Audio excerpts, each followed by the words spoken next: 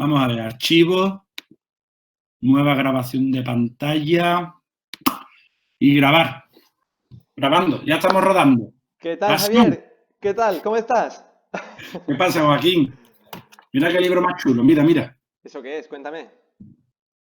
Esta es la entrevista que vamos a hacer hoy a Cristina Gorriz de la Cal. A ver ese libro otra vez.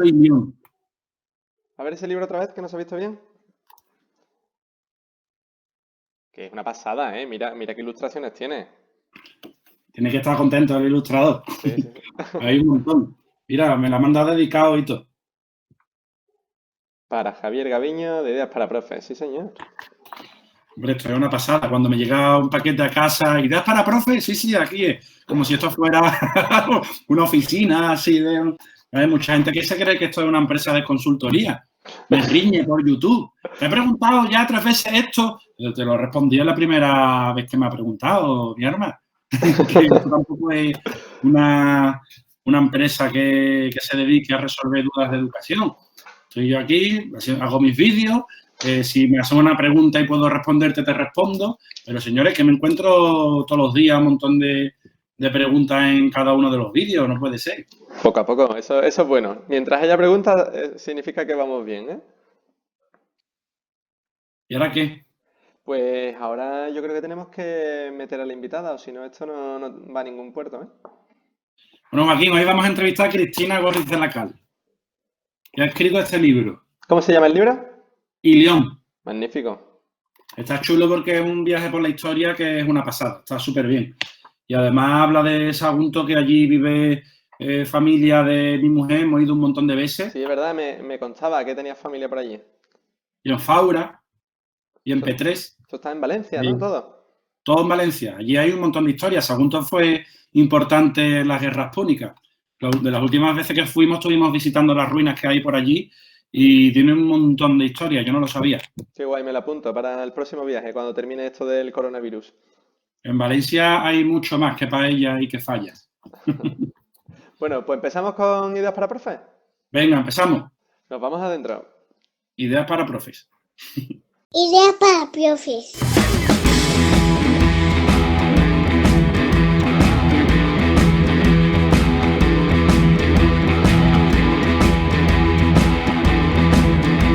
Ahora también en podcast.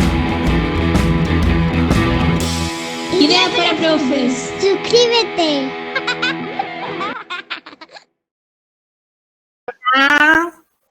No veo nada. Hola, ahora sí. Aquí está Cristina. Sí. Siempre igual, es que siempre que pongo esto a funcionar, minimizo la pantalla o algo mal hago. Siempre lo estropeas. A ver, yo tengo que hacer un apaño porque tengo 2 pantallas, entonces, si no voy a parecer que estoy en plan interesante mirando así de lado. Pero es que lo que quiero hacer es, espera, que yo me aclare. A ver.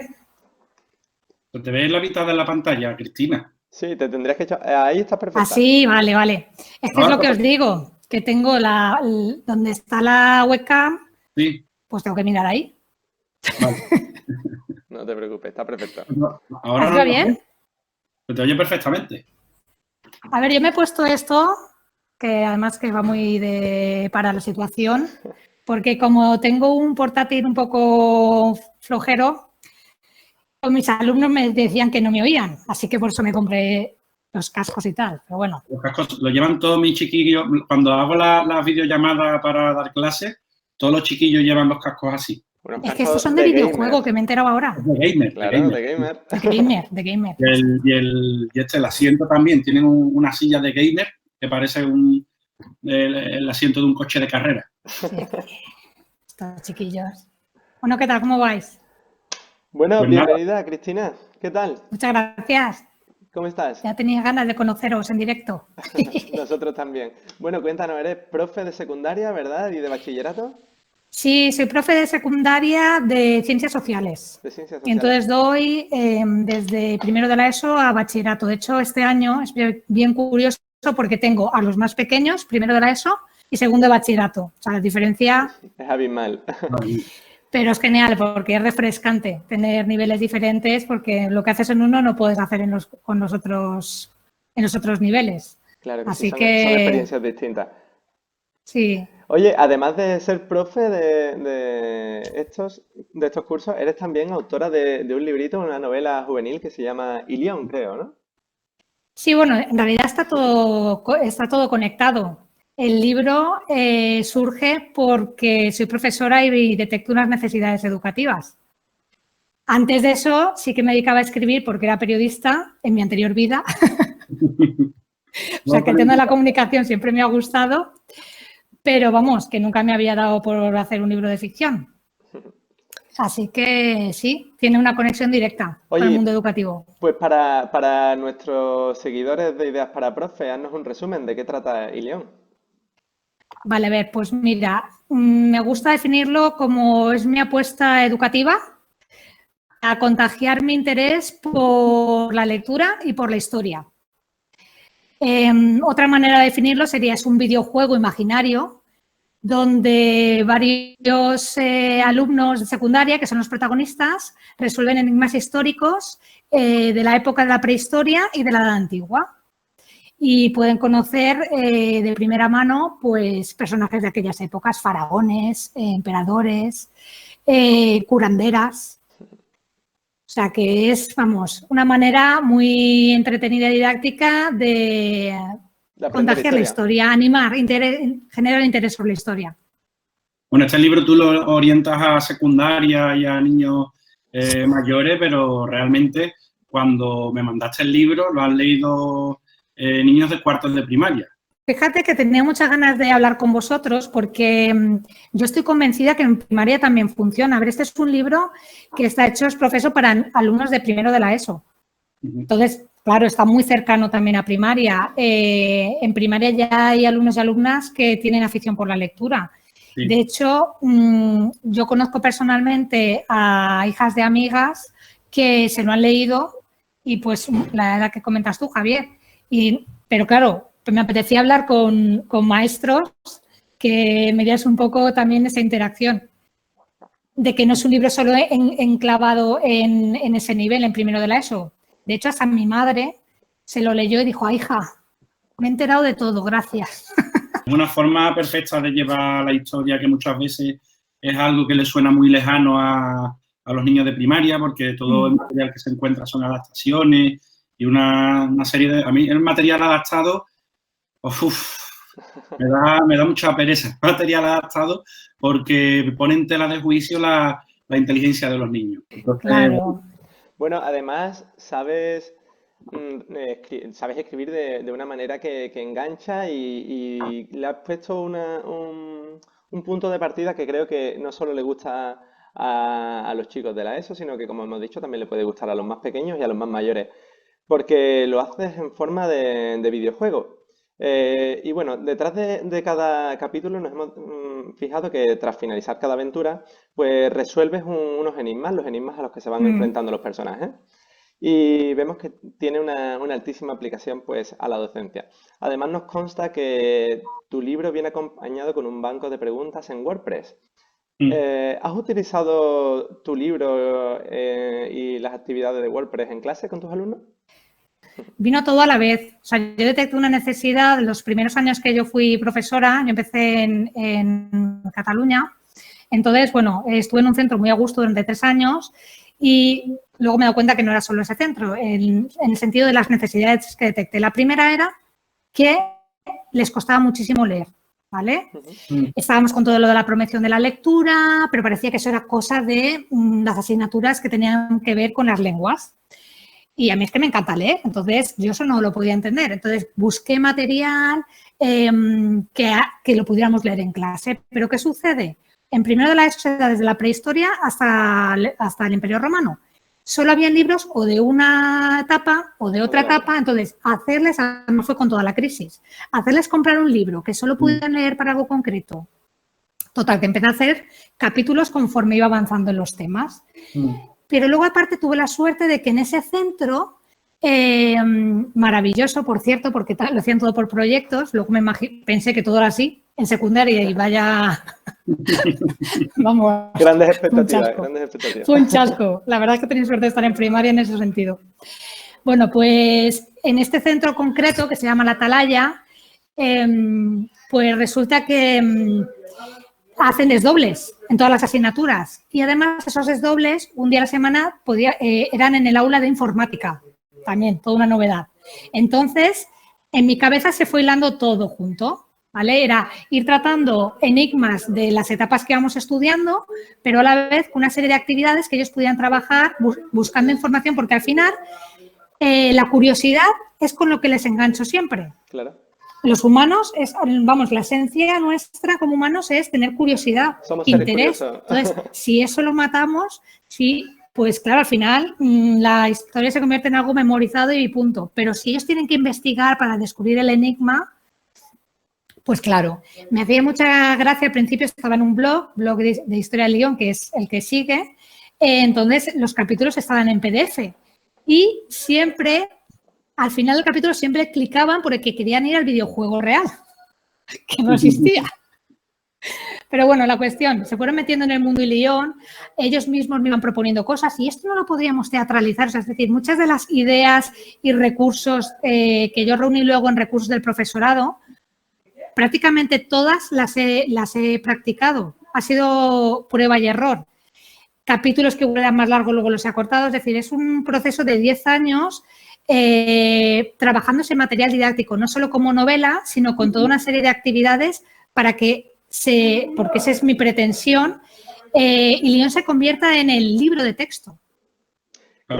Perdona, Cristina, ¿crees que eso tendría que ser una máxima en todo el profesorado? ¿Crees que los profesores deberíamos de crear materiales como libros, videojuegos, como has dicho tú incluso, y para ir tratando los distintos contenidos que se presentan en el currículum e incluso otros que nosotros creemos convenientes?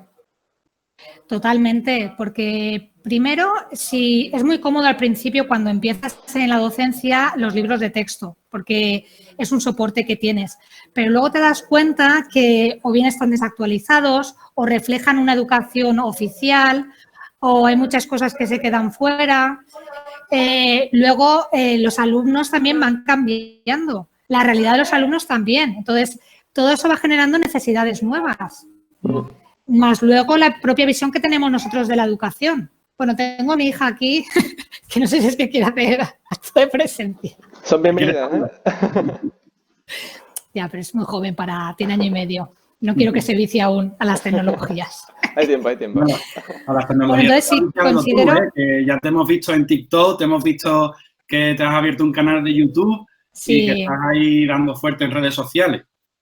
Sí, la verdad es que me gustan mucho porque mi anterior vida, que digo yo, era periodista además digital. Entonces siempre me ha gustado Internet desde sus inicios, era algo que me fascinaba. Poder entrar a un periódico de Chile, aunque tardara media hora en cargarse, me parecía ya el no va más de la apertura al mundo. Entonces las redes sociales, siempre con un uso correcto, me parecen súper interesantes. Primero porque difundes tu trabajo, accedes a trabajos de otros profesores y profesoras súper interesantes, y luego porque estás hablando en el mismo lenguaje audiovisual que es el lenguaje de tus alumnos y alumnas. Claro. Entonces, si la idea es conectar, buscar ese punto de encuentro para aprender los unos de los otros, las nuevas tecnologías están estupendas.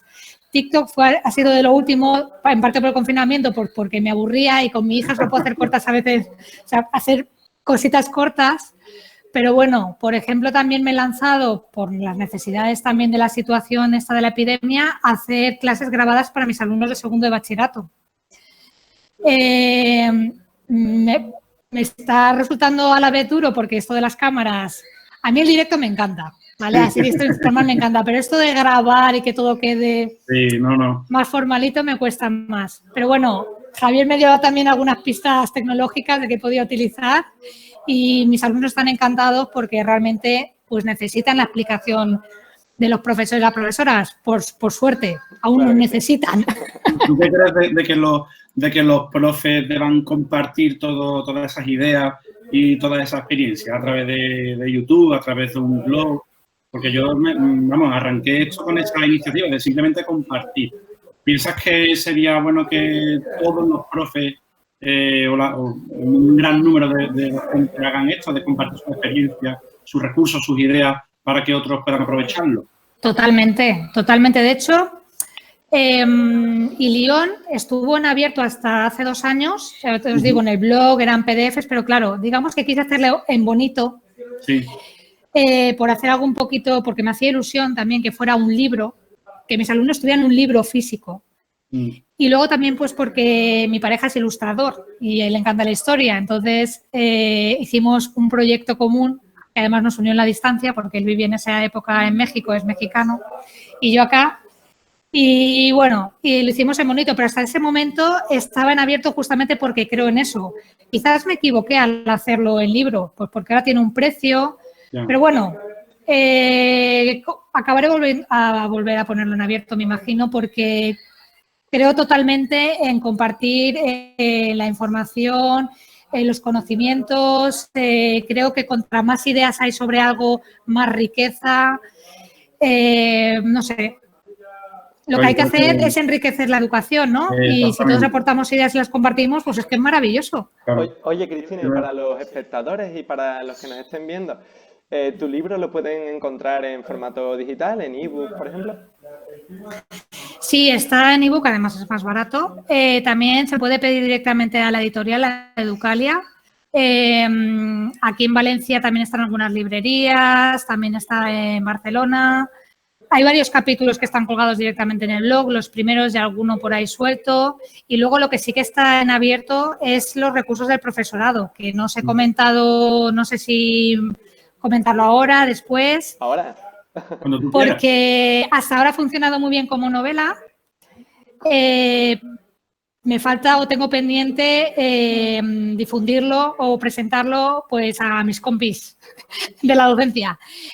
Entonces, el libro se puede trabajar de muchas maneras, no solo en sociales, se puede trabajar en otras asignaturas, pero bueno, sobre todo está pensado para sociales y abarca actividades tanto grupales como individuales. Para fomentar pues el trabajo en equipo, luego también hay para hacer debates porque me parece muy interesante el espíritu crítico y también que aprendan a hablar en público de manera respetuosa. Luego también actividades creativas, porque creo que es otro de los valores que tenemos que enseñarles, la educación, a ser creativos. Entonces, pues tanto dibujo, de redacción, también de comprensión escrita y oral. Y, bueno, en conexión con la geografía, porque parece que da la sensación de que solo me enfoco en la historia, pero si la idea es utilizar el libro como hilo conductor de todo el curso, pues tiene que tocar todos los temas del currículum y también todas las competencias básicas, estas palabras que tanto nos gusta usar. Claro que sí. Bueno, como ya vemos, tu libro es pues un magnífico recurso educativo. Ahora, no todo funciona así. ¿Cómo crees que se ha estado enseñando las ciencias sociales o la historia, en este caso, en las aulas? ¿Crees que debería de modificarse la forma de enseñarla? Mira, si te oyeran mis alumnos y mis alumnas se partirían, porque yo más o menos cada 2 años entro en crisis. Entonces hago debates de, así la historia es que no se tendría que dar. Bueno, yo he reflexionado mucho porque en mis inicios sospechaba que algo no funcionaba.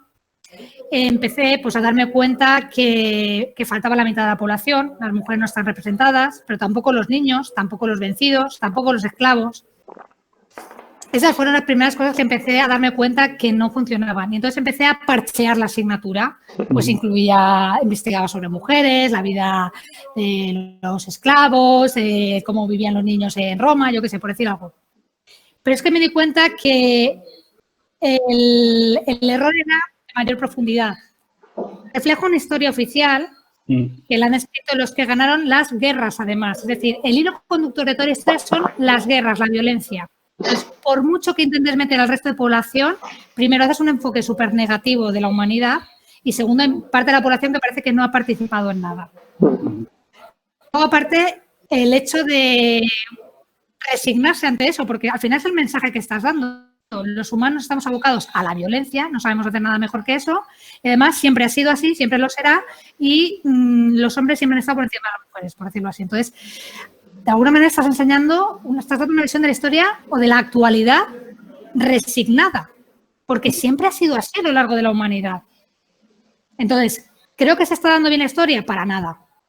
Para nada. Esta historia que enseñamos de los grandes acontecimientos y las grandes personalidades en torno a la guerra y la violencia, vamos, patas arriba. Yo estoy en eso, estoy en esa transición.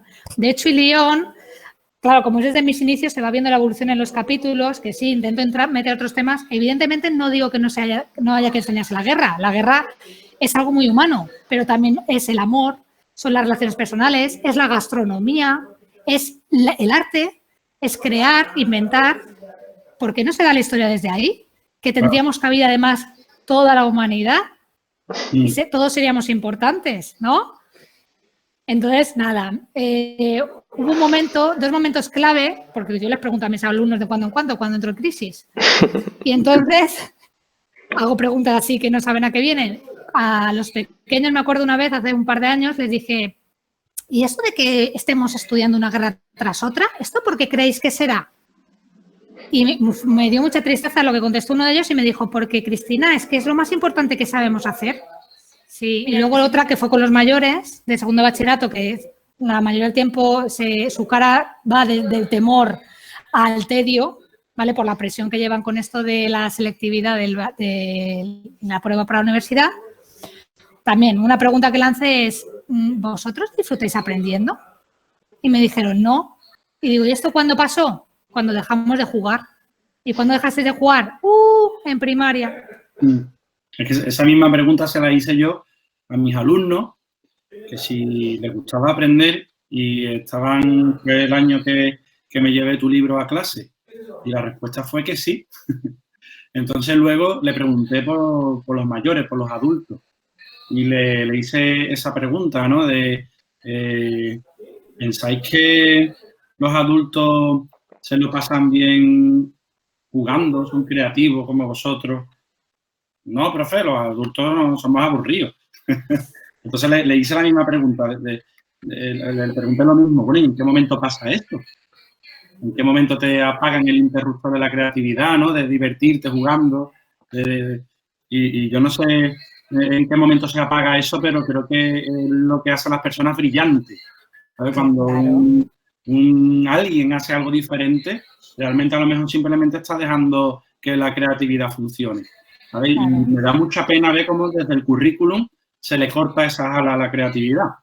Todas las áreas que estén relacionadas con la creatividad se va reduciendo la carga horaria, la presencia en el horario que van a tener que cumplir los alumnos en el colegio y acaban incluso fusionándose dos áreas.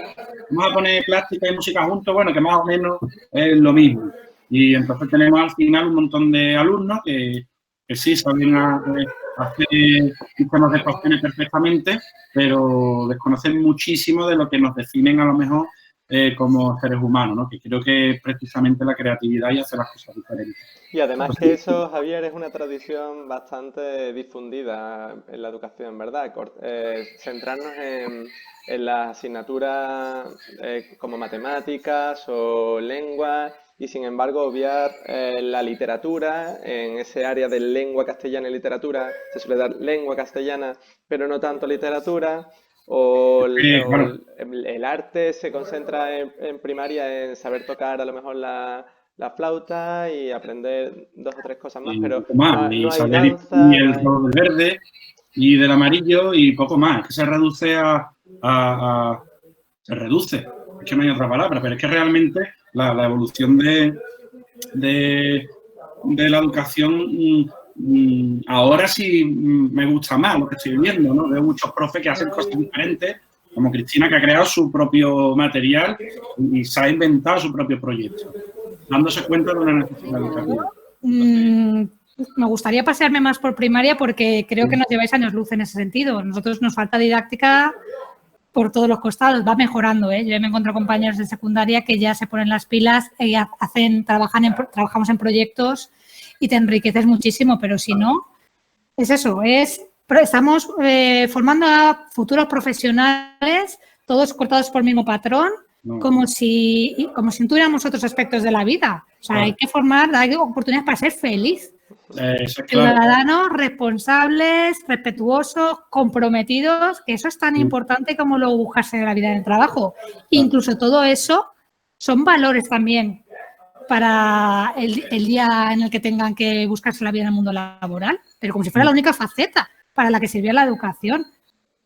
Por eso ese corte. Una formación profesional desde infantil y yo estoy contento de que veo que en primaria, bueno, en infantil, si tú dices que en primaria vamos por delante de secundaria, en infantil ya, porque lo del trabajo por proyecto lo inventaron ellos casi.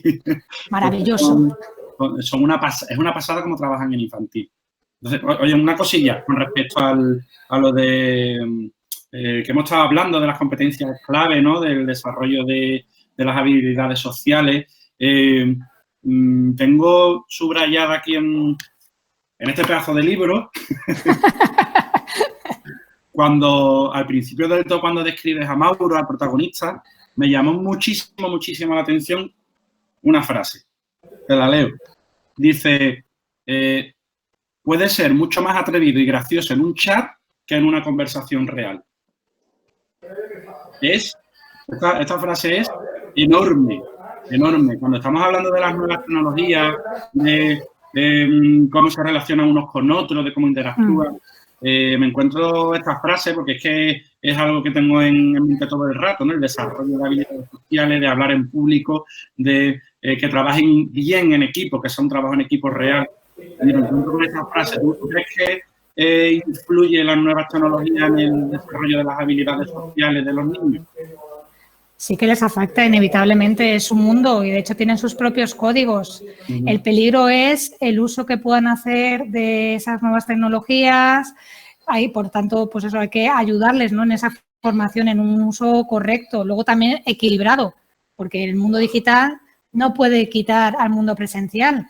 La mayoría no sé el porcentaje, pero un alto porcentaje a la manera de cuando nos expresamos no es verbal. De hecho, hay mucha incomunicación en los mensajes o cuando utilizas las nuevas tecnologías, justamente por eso, porque estamos prescindiendo de una manera de comunicarnos que es la oralidad o la gestualidad, más bien dicho. Entonces, las nuevas tecnologías sí marcan otras maneras de socializar, pero claro, con cuidado, ¿no? Yo creo que tenemos que guiarlos, ¿no? en ese tránsito, ¿no? En ese usar. También, pues yo que sé, peligros que se pueden encontrar como el ciberbullying, todo eso, pues alertar, ¿no? Pero por otra parte, porque yo a veces ahí da la sensación de que lo vemos todo muy negativo, ¿no? Van a dejar de comunicarse todos aislados en el móvil, como si los adultos no hiciéramos lo mismo, ¿eh? Yo, por ejemplo, si me comparo con ellos, creo que tienen muchísimas más habilidades sociales que yo en su día. ¿Por qué? Porque se trabaja más la empatía, se trabaja más la oralidad, la mediación. Quiero decir, también la educación emocional. Es que es lo que te iba a decir. Aspectos que yo creo que de alguna manera también equilibran, ¿no? O sea, hemos mejorado de alguna manera la conexión entre ellos, la manera de expresar lo que sienten o cómo ven al otro, ¿no? Ponerse en el lugar del otro. Vamos, yo cuando iba a la escuela todo esto... Pero bueno, quiero decir que sí que me parecen aspectos muy importantes. Enseñar desde las nuevas tecnologías está muy bien porque tienes que conectar con ellos. Ya hemos dicho antes que pues, es su manera de comunicarse, pero trabajar la educación emocional desde cualquier asignatura simplemente porque son relaciones sociales, pero ya no solo con ellos, en la vida. O sea, me parece que nos iría muchísimo mejor como sociedad. Y si una escuela o un instituto es una sociedad en pequeñito, pues son temas que hay que tratar, claro. Claro que sí. Y además, en escuelas pequeñas que se relacionan unos con otros, yo es que tengo el recuerdo de cuando yo iba al colegio y tengo ahora la experiencia de trabajar en un colegio. Y hay una diferencia abismal. O sea, lo de la educación emocional es algo que cuando yo pasé por la escuela no existía. Lo del bullying estaba a la orden del día, pero no se llamaba así. Espera que te coja la salida, eso estaba a la orden del día. A día de hoy no se llega a eso en absoluto. No, los profesores ponen, los maestros, el equipo docente entero se une para poner trabas a que ese tipo de conductas se sigan desarrollando. Y entonces, bueno, aparecen las sesiones estas de educación emocional, de cómo trabajar la empatía, de cómo hablarle para transmitir un mismo mensaje, cómo hacerlo para que provoques unas emociones u otras en el que te está escuchando. Eso es un avance, es lo que te digo, que me da tranquilidad, me gusta ver lo que estoy viendo en la escuela ahora, porque lo que hemos evolucionado a una velocidad vertiginosa. Hablo del recuerdo de cuando iba a la escuela y de lo que estoy viendo ahora en la escuela. Sí, totalmente. Luego también hago un añadido en relación a mi asignatura. Otra de las cosas que me he dado cuenta es que enseñamos en la vida, ya no solo en mi asignatura, pero soy más consciente, a ser competitivos. Sí. De hecho, como se explica la historia, es una competición detrás de otra, y eso es una guerra. Pero en realidad, los seres humanos estamos aquí porque somos seres sociales cooperativos. Sí. Son las dos cosas. Sí. Pero ¿por qué no nos enfocamos más? Pues ahora que hemos hablado de lo de la empatía, de mirar al otro, la comunidad, sin la comunidad no estaríamos aquí. Es que el trabajar en una clase con los niños sentados de uno, yo entiendo que es comodísimo, ¿vale? Porque no dan ruido, te escuchan y vamos a una velocidad tremenda. Pero bueno, ¿esa velocidad de qué nos sirve? ¿Para llegar antes a dónde? Porque realmente llegamos y nos hemos dejado el equipaje atrás. Tengo esa sensación. Sí que es verdad que cuando trabajamos realmente en equipo, cuando hacemos un proyecto, un trabajo cooperativo, en clase saltan chispas. Y si saltan chispas, es que la cosa está funcionando. Es que si una máquina no chirría un poquito al principio hasta que ya empieza a funcionar, es que ahí no, la máquina está apagada. Entonces, yo le digo a mis chiquillos exactamente lo mismo. Digo, mira, vosotros sois una máquina de trabajo ahora mismo en este grupo. Hay un volante, hay una rueda, hay un pedal, hay una palanca de cambio. Cada uno sirve para una cosa y cada pieza del equipo tiene que funcionar, si no la máquina no anda. ellos lo entienden así. Entonces, veo importantísimo el que aprendan a trabajar en equipo y para eso pues se tienen que respetar entre ellos y saber cómo se tienen que hablar entre ellos para que la cosa vaya lo mejor posible.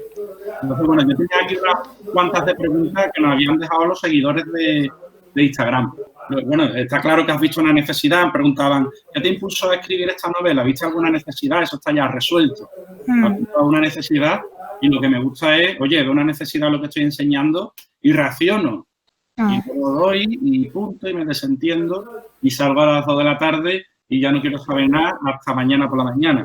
No, he visto una necesidad y lo resuelvo y eso es el mensaje que tenemos que transmitir porque es que realmente los docentes estamos muy mal valorados, ¿eh? Sí, totalmente. Totalmente. Ahora yo creo que nos están echando más en falta, ¿no? Ahora nos echan en falta, sí. Bueno, pero estos son los profes que se tienen que ver, los que salen del centro y siguen pensando en cómo sorprender a los alumnos. Claro. Entonces, bueno, tenía otra pregunta que dice, ¿estás orgullosa de la asignatura que das? ¿Añadiría, quitaría o modificarías parte de la asignatura? A ver, me encanta la historia y tengo auténtica pasión. De hecho, aunque vengo del periodismo y mi conexión fue con la historia contemporánea, luego de manera autodidacta he ido enganchando todo lo demás. O sea, me encanta la historia. Que si estoy orgullosa de la asignatura, estaré orgullosa cuando en vez de dejar de parchear, ¿qué digo yo? Porque además vamos metiendo más gente, cada vez más contenidos hasta que reviente la historia, cambie totalmente la manera de darla. Como línea, como hilo conductor, el amor, el arte. Esto puede parecer muy hippie, pero es que estoy convencida que se puede. De hecho, yo doy historia del arte. Y el contexto histórico, digamos, va por detrás y el arte va en primer lugar. Por lo tanto, se puede hacer con el arte, se puede hacer con los cuidados, se puede hacer con la gastronomía. Entonces, quitaría todo lo que tenga que ver con memorización. Ya está ahí, señor y señora Google, para resolvernos. Yo cuando me preguntan ¿en qué año? Digo, Google. Wikipedia, estupenda. Pondría más actividades de relacionar, de sentido crítico, de que duden de las fuentes, de que investiguen, que sean detectives de la historia y que miren realmente si todo el mundo está incluido en esa historia. O hay varias perspectivas. Que desmonten la historia no es universal ni es objetiva. La cuenta alguien y la cuenta su versión. Claro. Entonces, mirarlo desde un aspecto crítico justamente para construirse ellos como personas completas. Entonces, quitaría y pondría, pues la tengo que poner patas arriba, estoy en ello, estoy en transición. Bueno, ya vemos que así lleva que ahí voy. una visión muy crítica para tus alumnos en la clase y eso es bueno porque siempre hay que cuestionarse las cosas, ¿verdad? Otra preguntita de un seguidor de Instagram. Nos preguntaba que qué dinámica llevas a cabo para favorecer la inclusión y las relaciones positivas en el aula. Es bonito. Bueno, a ver, el tema de la inclusión, yo considero que no solo mío, sino igual lo haría extensible a toda secundaria, es una asignatura pendiente. Tenemos una... Voy a hablar de mí, ¿vale? No me quiero meter en berenjenales. Tengo una asignatura pendiente. En didáctica y en inclusión, ¿vale? Porque en nuestro caso, por ejemplo, nos llegan muchísimos alumnos, esto me lo he encontrado en casi todos los centros, sobre todo inclusión de alumnos inmigrantes de lengua no castellana. Yo he llegado a tener una clase de 15 alumnos de 10 nacionalidades, Wow. de los cuales ni la mitad hablaban español. ¿Qué haces ahí? Claro. O sea, ya no solo una asignatura pendiente mía, por eso digo que igual lo hacía extensible, porque considero que nos estamos dejando atrás mucha gente. Entonces, nos faltan recursos. No creo que sea por falta de vocación ni por falta de esfuerzo. De hecho, considero que es una de las profesiones que más vocación y más ganas al asador se echa. No estoy criticando para nada eso, estoy criticando el sistema. Si no encajas en el molde, hay pocos recursos. Y más con la crisis, se perdieron y ya no se volvieron a poner. Entonces, pues a ver, voy haciendo cosas, pero la parte positiva sí, eso sí que lo trabajo mucho porque me encanta el optimismo en la clase, me gusta transmitir, quiero que disfruten. Entonces, de una manera intuitiva, trabajo mucho desde el optimismo y desde el cariño. No tengo nada planificado, espero que en algún momento pues lo tenga sistematizado para que eso, igual que el tema de la inclusión, sea no algo que improviso o algo intuitivo, sino sea parte de mi forma de trabajar. Pero bueno, que me queda mucho por andar, eso es cierto. Eso es muy bonito, Cristina, y seguramente tus alumnos estén súper agradecidos contigo por eso. Te hago otra pregunta que nos ha hecho otro seguidor de Instagram y creo que es nuestra favorita, ¿no, Javier? Es una pregunta muy importante. Muy importante. A ver. A ver, Cristina, ¿tienes una palabra favorita? Es que esas preguntas me ponen muy nerviosa porque tengo que definirme en una palabra. No, tienes una palabra favorita. Yo cuando vi esa pregunta me llamó muchísimo la atención. Pero bueno, no... Pues mira, Por curiosidad, ¿puedo decir dos? por curiosidad ya. Por supuesto. ¿Puedo decir dos? Hablando del cariño, apapachar. Es una palabra mexicana que viene del náhuatl y significa abrazar desde el corazón. Qué bonita. Y tengo muchísimas ganas de apapachar a mucha gente. Con esto de que estamos todos confinados, a mi familia política mexicana está muy lejos, pero a otra que tengo más cerca, pero por las circunstancias también les quiero apapachar porque hace mucho que no lo hago. Y otra que tiene que ver más con la situación, pero es una no palabra, es algo que una expresión que dice mi hija que tiene 1 año y medio de sorpresa, que es apú. Y apú a todo lo que está pasando. Pues fíjate que desde México están llegando ahora muchísimos mensajes porque allí están prácticamente igual que aquí ahora. Están con el confinamiento y no saben por dónde tirar. Y me escriben muchísimo desde México, desde Argentina, desde Panamá. Me llegó también el otro día, pero desde México muchísimo. De hecho, tenemos más audiencia en YouTube de México que de España. Esto nos van a ver y nos van a escuchar en México antes que aquí. Pues estupendo. Sí. Viva México. Que precisamente de lo que decía de la inclusión, de las diferentes nacionalidades, ese fue precisamente mi primer trabajo. Había un proyecto que para romper esa barrera lingüística, los alumnos inmigrantes, pues los atendía yo durante el curso para que aprendieran el español y pudiesen seguir el ritmo, que sabemos que no va a seguir nunca el ritmo normal de la clase hasta que pase algún tiempo y realmente se haya dado esa adquisición del lenguaje.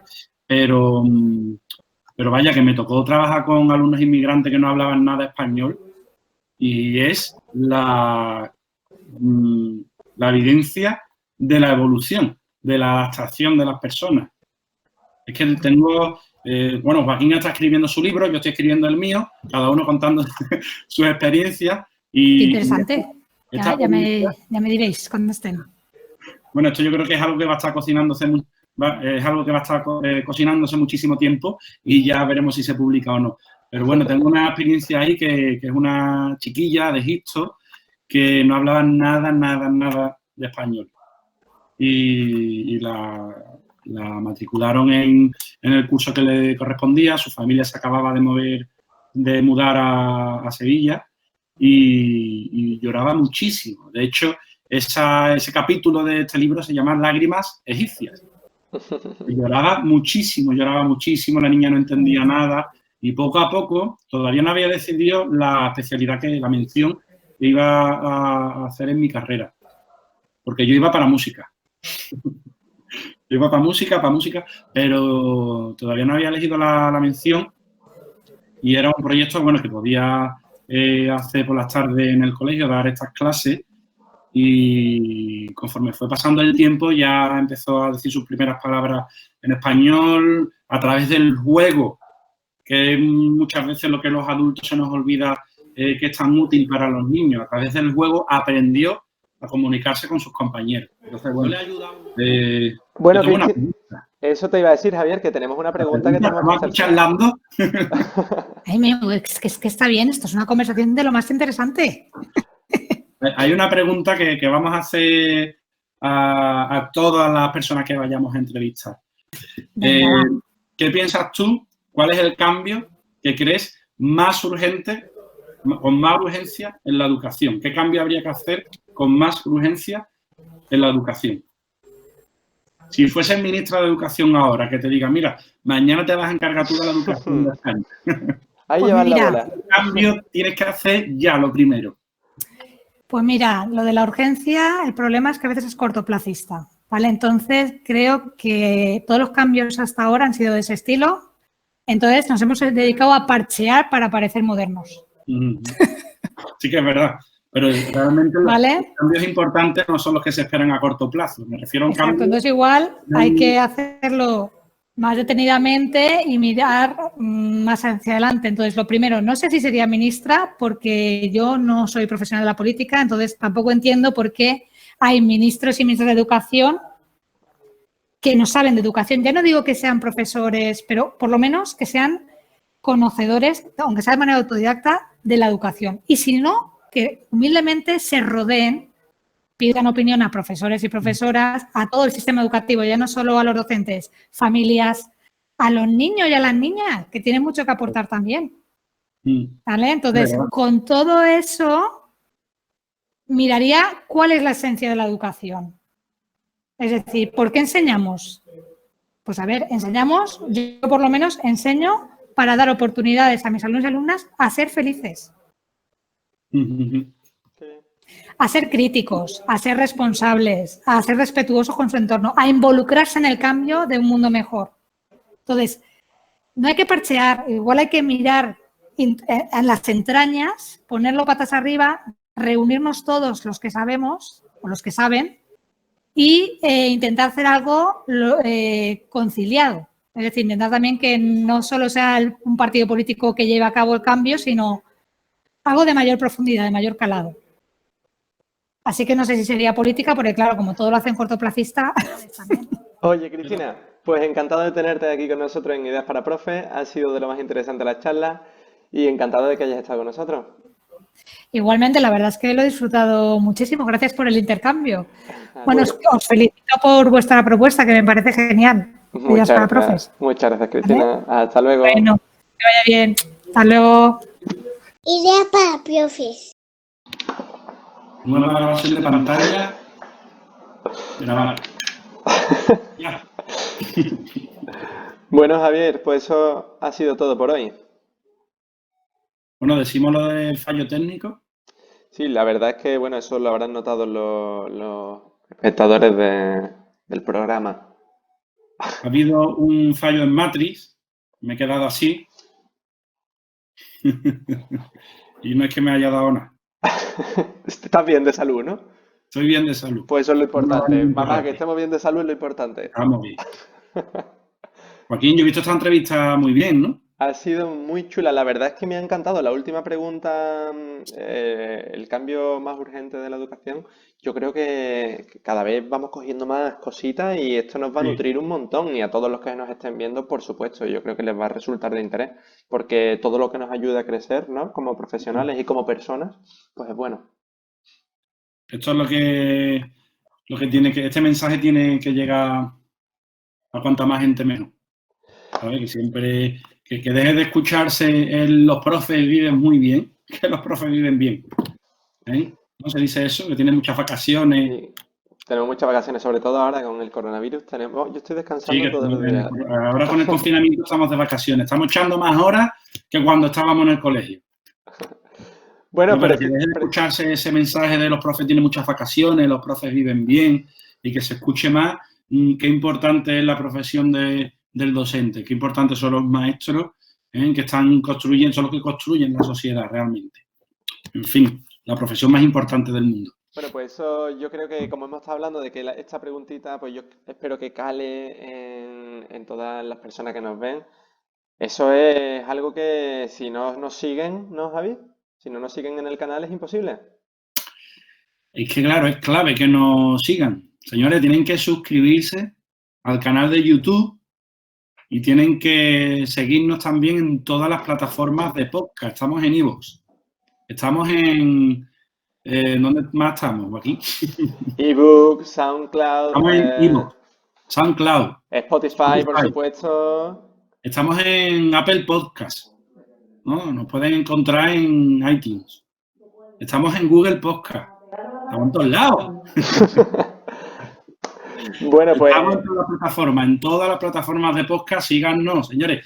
Y suscríbanse al canal de YouTube. Le damos a like, dejamos comentarios. Los comentarios nos vienen genial para construir estas entrevistas, estos programas y para saber a quién tenemos que llamar. Si nos decís, oye, pues me interesa muchísimo esto del aprendizaje basado en el proyecto, que lo he escuchado ya en 2 vídeos vuestros.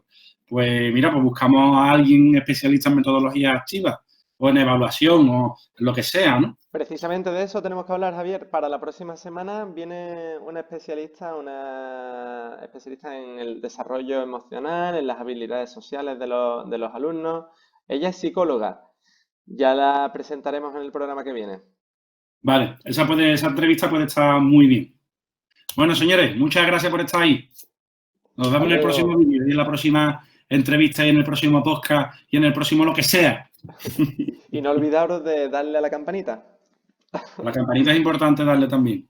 Nos vemos en la próxima. Hasta luego. Hasta luego.